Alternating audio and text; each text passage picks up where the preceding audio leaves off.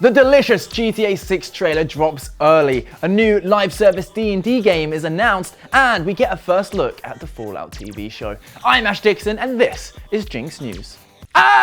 It's finally here! After years of waiting, years of speculating, years of YouTubers making outrageous claims based on the cycle of the moon, it's finally here. The trailer for GTA 6. And boy, has it got everything. Flamingos, twerking, Gatorades, twerking. It's got it all, and let's be honest, you've all watched it like 7 times already, so let's just get some basics out of the way and have a little chat. As suspected, we are making a return to Miami-inspired Vice City, and the leads seem to be a Bonnie and Clyde style duo. I can already sense a spicy finale where you can choose to betray the other.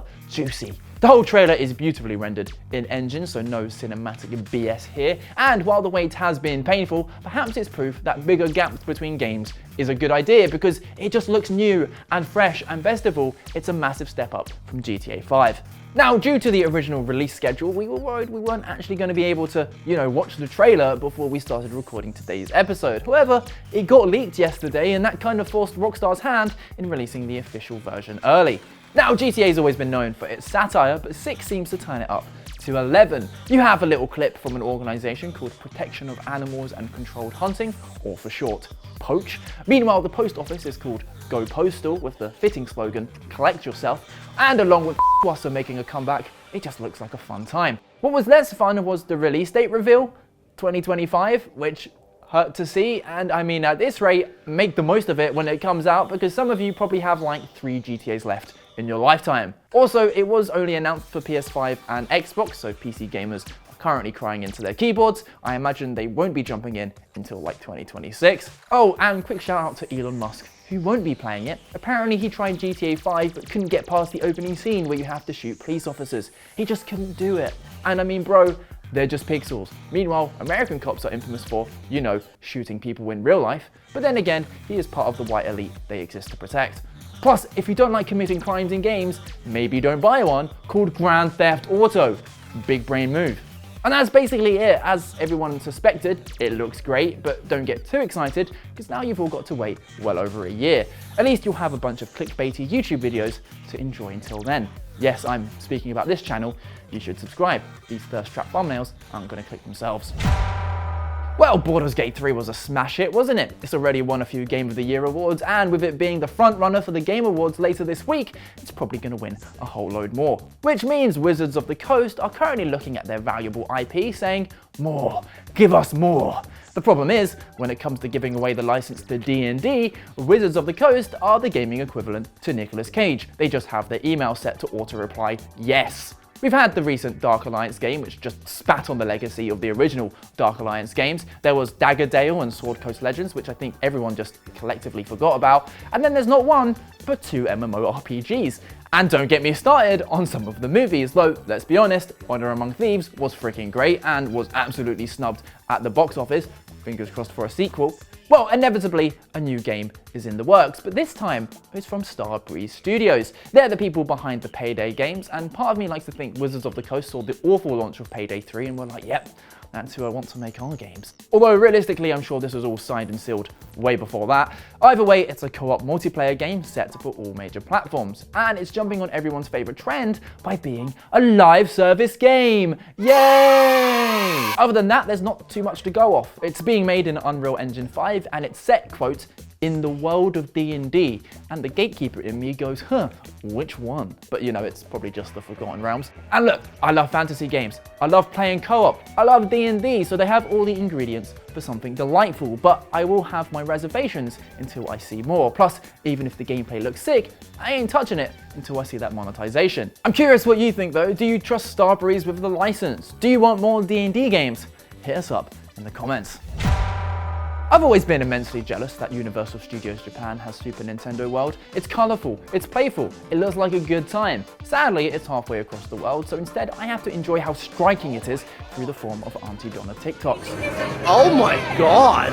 That's quite striking. That's striking, isn't it? Well, it's only getting better because as of spring next year, they're adding on a Donkey Kong Country Zone, increasing Nintendo's area by around 70%. And the main attraction is a brand new roller coaster based on the minecart rides in the games. As it is a family-friendly zone, I wouldn't expect any Cobra Rolls or corkscrews. However, if it's anything like the coaster being made for the Nintendo Zone in Universal Orlando, it's gonna be pretty cool.